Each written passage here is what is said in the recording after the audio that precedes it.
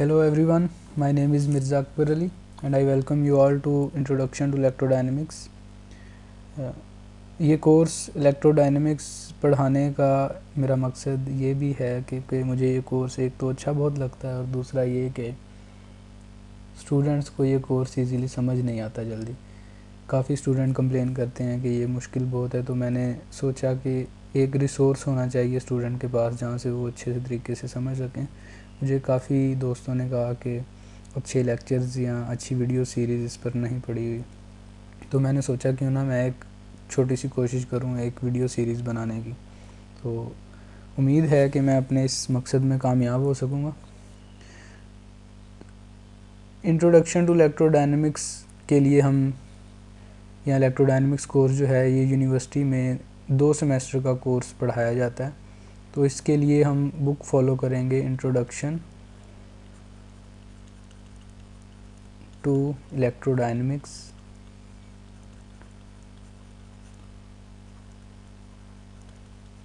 Bye David J Griffith. Internationally undergraduate के लिए ये रिकमेंडेड टेक्स्ट बुक है इलेक्ट्रोमैग्नेटिक थ्योरी के कोर्स के लिए। I would refer to as EMT, electromagnetic theory. तो इसके लिए रिकमेंडेड टेक्स्ट बुक है अंडर ग्रेजुएट्स के लिए, और ये एक बड़ा इम्पोर्टेंट सब्जेक्ट है इलेक्ट्रोडायनेमिक्स। इसमें हम इलेक्ट्रिक फील्ड्स को, इलेक्ट्रिक चार्जेस को, मैग्नेट्स को, मैग्नेटिक फील्ड्स को स्टडी करेंगे एंड देन हम इनके मर्जर को स्टडी करेंगे, कैसे इलेक्ट्रिक फील्ड्स मैग्नेट को प्रोड्यूस करती हैं, मैग्नेटिज्म का इफ़ेक्ट इंक्लूड करती हैं, और कैसे मैग्नेटिज्म इलेक्ट्रिक फील्ड्स को जनरेट करते हैं। तो इसके बारे में भी हम देखेंगे। EMT को हम बेसिकली 4 हिस्सों में डिवाइड कर सकते हैं। जो पहला पार्ट है वो इसकी मैथमेटिक्स है,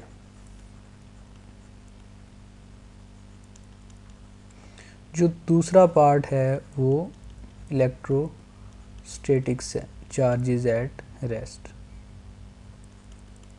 जो थर्ड है वो मैग्नेटोस्टैटिक्स है, और जो फोर्थ है वो इलेक्ट्रोडायनेमिक्स।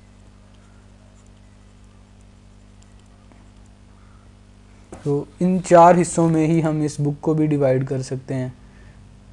इन 4 हिस्सों में ही हम इस बुक को कंप्लीट भी कर लेंगे। तो पहले हिस्से में हम इसकी मैथमेटिक्स देखेंगे, दूसरे में इलेक्ट्रोस्टैटिक्स, तीसरे में मैग्नेटोस्टैटिक्स और चौथे में इलेक्ट्रोडायनेमिक्स। पहले हम, क्योंकि ये इंट्रोडक्टरी लेक्चर है, इसमें हम कोई मुश्किल मैथमेटिक्स नहीं करेंगे, कोई इसमें मुश्किल चीज़ें हम इस्तेमाल नहीं करेंगे, जस्ट एक जनरल डिस्कशन करेंगे इसके बारे में। तो हमारे पास ये इलेक्ट्रोडायनेमिक्स आखिर फ़िज़िक्स में कहाँ पर है। Where in physics we find electrodynamics।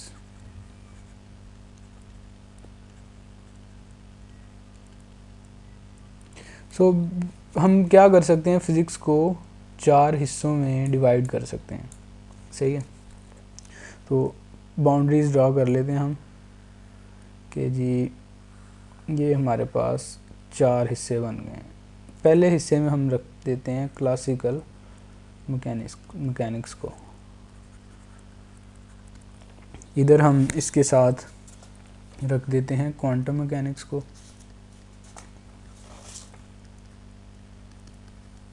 इधर हम रख देते हैं रिलेटिविटी को,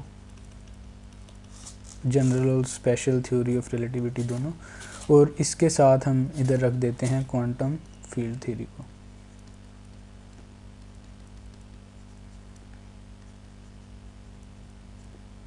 आल्सो नोन एज QFT। तो ये 4 हिस्सों में हम अपनी पूरी फिज़िक्स को डिवाइड कर सकते हैं। क्लासिकल मैकेनिक्स, जिसे न्यूटोनियन मैकेनिक्स भी कहा जाता है, क्योंकि इस पे ज़्यादा काम न्यूटन ने किया था। क्वांटम मैकेनिक्स में बोहर, श्रोडिंगर और हाइजेनबर्ग का नाम आ जाता है, जिन्होंने काफ़ी कंट्रीब्यूशन की थी। और रिलेटिविटी में आइंस्टाइन बाबा, उनका नाम आ जाता है। और जो क्वांटम फील्ड थ्योरी है, इसे लेट 90s में डेवलप किया गया, और ये भी कंप्लीट थ्योरी भी नहीं है, लेकिन क्वांटम फील्ड थ्योरी जो है it can work as theory of everything, कि ये कोशिश कर रहे हैं कि हर थ्योरी को मर्ज करके हम बनाएं। तो इसके बनने में Dirac, Pauli and then Feynman, इनकी काफ़ी कंट्रीब्यूशंस हैं।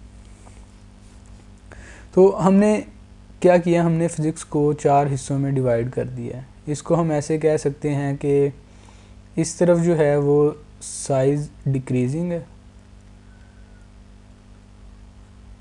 और इस तरफ जो है वो स्पीड इंक्रीजिंग है। अगर हम क्लासिकल मैकेनिक्स में हैं तो अगर हम सेम ऑब्जेक्ट के लिए स्पीड बढ़ा दें और हम स्पीड ऑफ लाइट को अप्रोच करें तो हम रिलेटिविस्टिक्स मैकेनिक्स की तरफ चले जाएंगे, रिलेटिविटी में चले जाएंगे। अगर हम नॉर्मल स्पीड पे रहते हुए क्या करें, साइज़ को छोटा करते जाएं, तो हम क्या करेंगे, क्वांटम मैकेनिक्स के दायराकार में चले जाएंगे, उसमें चले जाएंगे। और अगर हम छोटे ऑब्जेक्ट्स का, नैनो ऑब्जेक्ट्स जिनका साइज़ जो है वो कम होगा 10⁻⁻⁹ से, तो हम क्वांटम मैकेनिक्स में आ जाते हैं। अब हम अगर उन ऑब्जेक्ट्स की या उन पार्टिकल्स की स्पीड को बढ़ा दें तो हम क्वांटम फील्ड थ्योरी की तरफ चले जाते हैं। तो एक्चुअली ये बाउंड्रीज़ एक दूसरे के साथ मर्ज कर जाती हैं एट सम पॉइंट, ठीक है। तो इन दो बाउंड्रीज़ पे हम स्पीड को और इन दो बाउंड्रीज़ पे हम साइज़ को देखते हैं कि साइज़ मैटर करते हैं यहाँ पे आगे। तो हमारी जो इलेक्ट्रोडायनेमिक्स है, electrodynamics is actually A classical theory,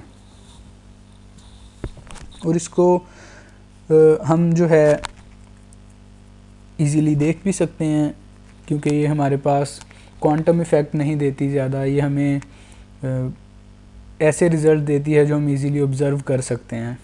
normal speed पे भी, नॉर्मल साइज़ पे भी हमें क्वांटम नहीं जाना पड़ता, छोटे साइज़ पे नहीं जाना पड़ता, बहुत ज़्यादा स्पीड पे नहीं जाना पड़ता। तो ये हमें विजिबल एंड ऑब्जर्वेबल इफ़ेक्ट दे देती है क्लासिकल रियलम में रहते हुए। तो हमारे पास जो इलेक्ट्रोडायनेमिक्स है ये क्लासिकल थ्योरी है, जिसकी वजह से इसे क्लासिकल इलेक्ट्रोडायनेमिक्स भी कहा जाता है। हम इसको स्टडी करेंगे, क्लासिकल इलेक्ट्रोडायनेमिक्स को। इसमें हम देखेंगे कैसे आखिर इसमें ऐसी क्या बात हुई कि आइंस्टाइन को रिलेटिविटी का ख्याल आ गया। इसके बारे में भी हम देखेंगे, आगे एक टॉपिक आएगा। तो हमारी जो क्लासिकल इलेक्ट्रोडायनेमिक्स है वो एक क्लासिकल थ्योरी है, और ये तकरीबन अब कंप्लीट है। बाकी थ्योरीज अभी तक कंप्लीट नहीं है, रिलेटिविटी कंप्लीट नहीं है, क्वांटम मैकेनिक्स में भी काम हो रहा है, क्वांटम फील्ड थ्योरी में भी काम हो रहा है, लेकिन जो इलेक्ट्रोडायनेमिक्स है वो एक समवट कंप्लीट थ्योरी है, और टाइम ने इसे प्रूव भी किया है। टाइम के साथ साथ ये और मजबूत होती गई है, इसके रिज़ल्ट्स काफ़ी प्रॉमिसिंग हैं। तो हम इसमें जो एक्चुअली हमारे पास फोर्सेस हैं, फंडामेंटल फोर्सेस, वो 4 हैं। 4 फोर्सेस हैं हमारे पास। स्ट्रॉन्ग फोर्स, दूसरी है हमारे पास इलेक्ट्रोमैग्नेटिक फोर्स,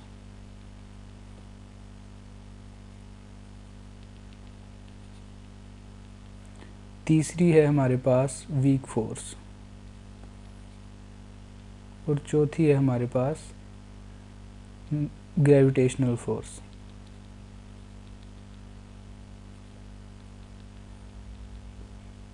जो हमारे पास स्ट्रॉन्ग फोर्स है, एक्चुअली इसका पूरा नाम है स्ट्रॉन्ग न्यूक्लियर फोर्स, ये हमारे पास सबसे ज़्यादा स्ट्रॉन्ग फोर्स है, ठीक है। तो ये हमारे पास वीकेस्ट फोर्स है और ये हमारे पास स्ट्रॉन्गेस्ट फोर्स है।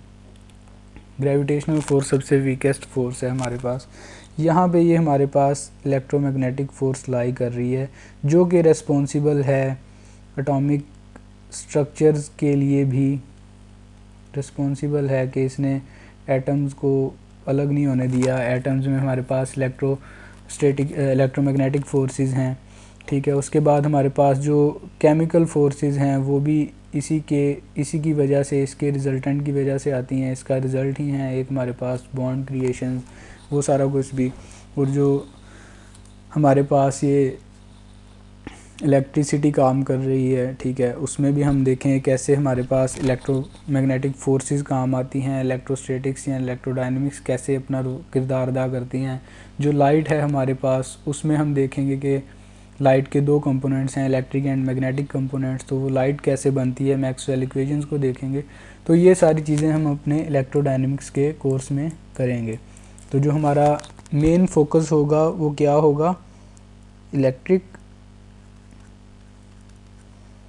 And magnetic. हम इस डोमेन में रहते हुए भूल जाएंगे कुछ देर के लिए कि भाई हमारे पास कोई क्वांटम भी है या क्लासिकल भी है, क्वांटम भी है, रिलेटिविटी भी है।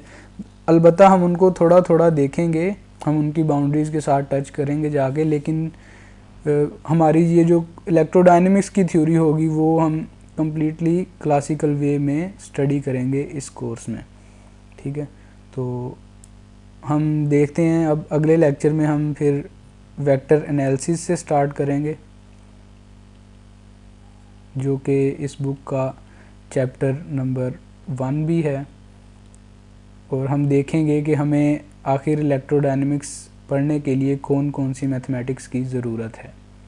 ओके, तो बाकी मैं इस वीडियो की डिस्क्रिप्शन में इस बुक का लिंक भी डाल देता हूँ, ताकि अगर किसी ने वो बुक डाउनलोड करनी हो।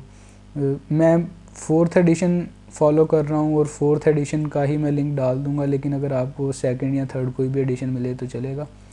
आप लोग साथ साथ इसकी एग्ज़ाम्पल्स और प्रॉब्लम ज़रूर प्रैक्टिस करते रहिएगा।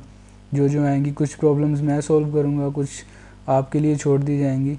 तो इसी तरह म्यूचुअल वर्क से हम इस कोर्स को कंप्लीट करने की कोशिश करेंगे और कोशिश करेंगे कि इलेक्ट्रोडायनेमिक्स की कंप्लीट बुक को हम स्टडी कर लें।